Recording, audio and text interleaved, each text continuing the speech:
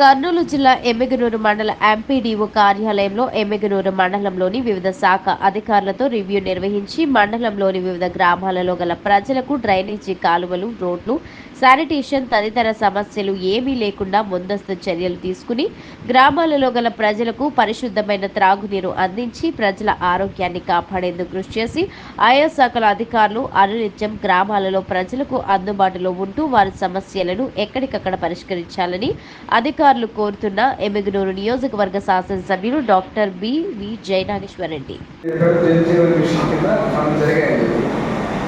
నాకున్నటువంటి అవగాహనలో కనీసం ఒక చుక్క నీళ్లు సక్రమంగా ఎక్కడ లేవు ఊళ్ళో. ఇంత ఎల్పిసిడి మనకు కావాలా? మనం టోటల్గా ఎన్ని హౌస్ హోల్డ్స్ ఉన్నాయి? ఎగ్జాంపుల్ మీరు గుడేకల్లా తీసుకోండి, మీరు పూర్తయిందని చెప్పారు, రాళ్ళతోటి పూర్తయిందని చెప్పారు, మీరు జలజీవన్ మిషన్ జరిగినటువంటి పూర్తయినటువంటి దానిని కంప్లీట్ అయిందని చెప్పారు. ఏం చేశారు దాంట్లో? అసలు జలజీవన్ మిషన్లో మీకు ఇచ్చినటువంటి దానికి ప్రాజెక్టు ఆ ఫండ్ ఉంటుంది, ఆ పంచాయతీ దాంట్లో ఏం చేశారు?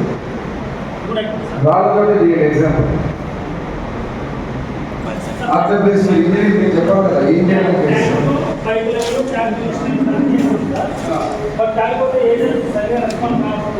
మరి పూర్తయిందని చెప్పారు, పూర్తయింది, పూర్తయితే నీళ్లు లేవు తాగడానికి, చుక్క నీళ్ళు రావాలి.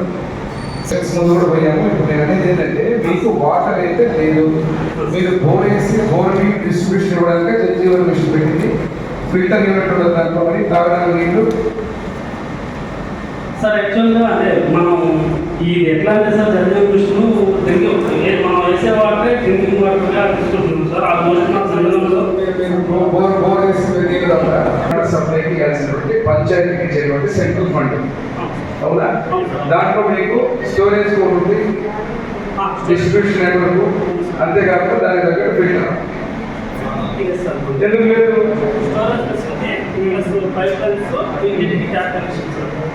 అది ఇంటికి ట్యాప్ కనెక్షన్ అంటే మంచినీటి సదుపాయం అక్కడ ఉంటుంది.